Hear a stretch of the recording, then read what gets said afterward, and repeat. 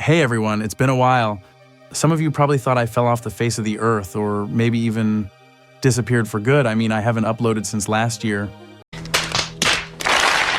Okay, sorry about that bad joke, but anyway, I'm here to review Chapter 4 of Drama Queen, and oh man, this manga is crazy. Alright, Chapter 4 picks up right where things left off. Kitami and Nomomoto are on their first mission with Backbone. The mission is supposed to be a hit job on an alien named Huntaway.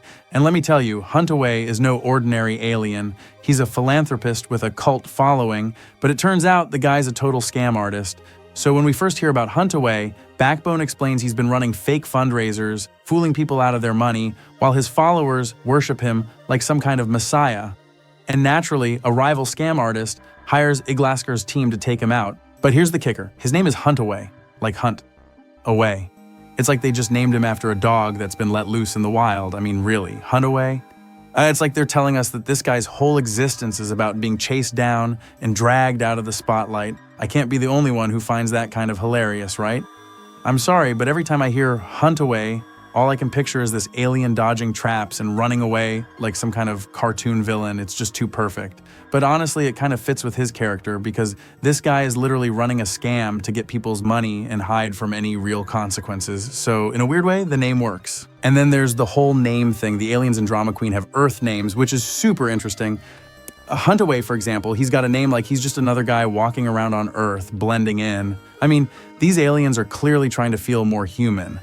It's a neat touch though, because it adds to the tension. They might look like us, talk like us, but deep down, they're definitely not us.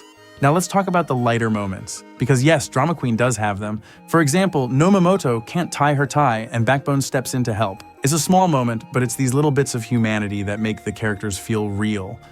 Even in the middle of an alien extermination mission, they still have these quirky interactions. It's like Backbone's trying to teach Nomomoto how to be a little more normal. And I'm kind of here for it. I also just find it hilarious that Nomomoto calls Backbone bro. It's like she's batshit insane, but at the same time, she's like the most chill person ever. So, after all the setup, they finally arrive at the hotel where Huntaway is supposed to be, and at first it seems like a typical mission, but then, boom, the plot takes a sharp twist. The client who hired them is dead, and they assume that Huntaway's followers are most likely responsible. I swear, just when you think you know what's going on, the story pulls the rug out from under you. And then we get one of the more absurd moments in the chapter. Backbone suggests they go get some fried chicken in the middle of all this chaos. Like seriously? They were on a mission to take down a scam artist alien, and Backbone's just like, hey, let's grab some fried chicken. It's such a weirdly human thing to do. It's like they're trying to ground themselves in the midst of all this insanity. And honestly, I kind of love it. And then there's this hilarious moment when Nomomoto says, I feel you, bro, to Backbone while she's literally drooling. I mean, come on, that's just classic Nomomoto. She's so cool she can drop a bro like it's nothing, but she's still in the middle of a drooling fit while thinking about eating aliens. It's this perfect blend of tough and kind of ridiculous at the same time. Now here's where things get really interesting. Kitami and Nomomoto's sheer determination to go through with the mission, even though they won't get paid. I mean, Backbone just tells them the client's dead, meaning no reward, and she's ready to bail. But Kitami and Nomomoto? Nope, they're built different. Kitami's all serious about it, saying, as if we'd turn back when we've come this far. And Nomomoto's right there with him, shouting, we're not stopping until we get rid of some aliens, idiot. It's honestly pretty impressive how they don't let the lack of payment change their focus. They're not in this for the money. They're in it for the mission, and maybe a little bit for the thrill of it all. So the elevator doors close and Kitami's like, those guys really are just in it for the money. They won't be happy if we wipe out the aliens. That's their source of income. They'll definitely turn against us at some point. It's a pretty heavy realization for him. He knows that Iglasker and Backbone, despite their flashy offer, aren't exactly trustworthy. They're only in this for the profit. And then Nomomoto, she's just chilling, casually saying, not really, but okay. Like she's half listening, but she's also not all that fazed by it. She's more preoccupied with her tie being undone, and you've got to love that about her. She's focused on the mission, but she's also still got this down-to-earth, no-nonsense vibe. She doesn't get bogged down in the heavy stuff. She's just doing what needs to be done, and that's what makes her such a refreshing character. It's also a cool moment because it shows their dynamic. Kitami's the one who sees the bigger picture, while Nomomoto's just, well, being Nomomoto, straightforward, practical, and just a little bit chaotic, and that contrast between them really strengthens their bond, even in the face of all these sketchy situations. So we cut to this scene where Huntaway is, well, let's just say he's not doing the most noble things. He's eating out this girl. And I was like, bro, what the hell am I reading right now? I mean, I was genuinely taken aback, like, whoa, this is where we're going with this. We go from all the tension with the mission to this random wild moment that feels like it's straight out of left field. I mean, this dude's supposed to be this charismatic philanthropist, and here he is, just casually having a moment that feels totally out of place and absurd. It's such a jarring transition, but that's what makes Drama Queen so unpredictable and darkly comedic.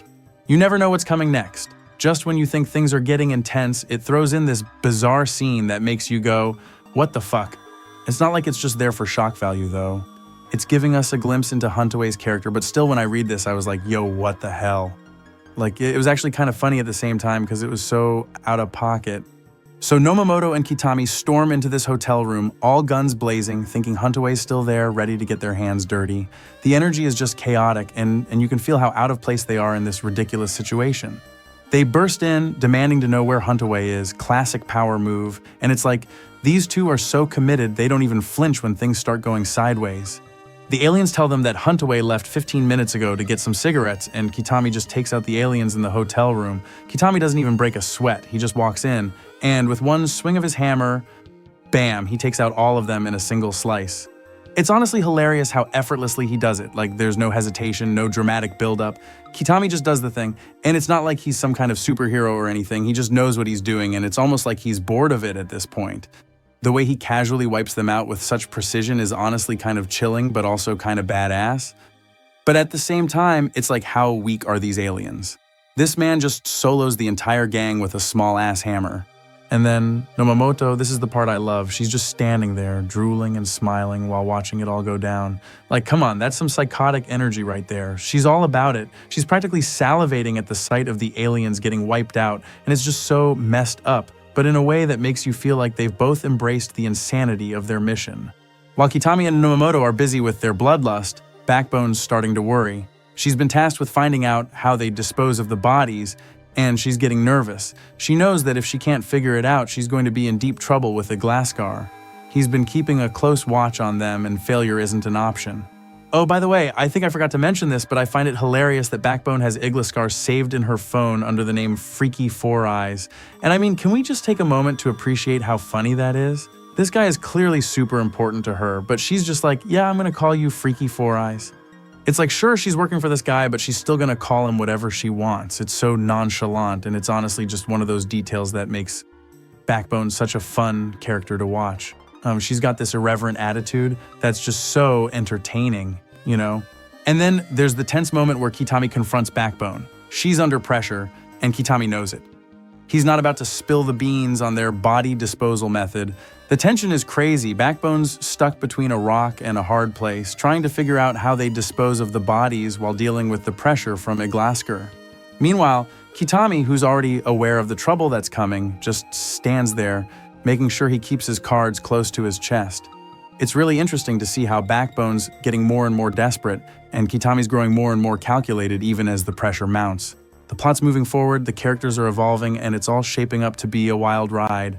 Anyway, that's pretty much all I got for this chapter, and don't forget to like, subscribe, and hit that bell for more reviews. Catch you in the next one. Peace.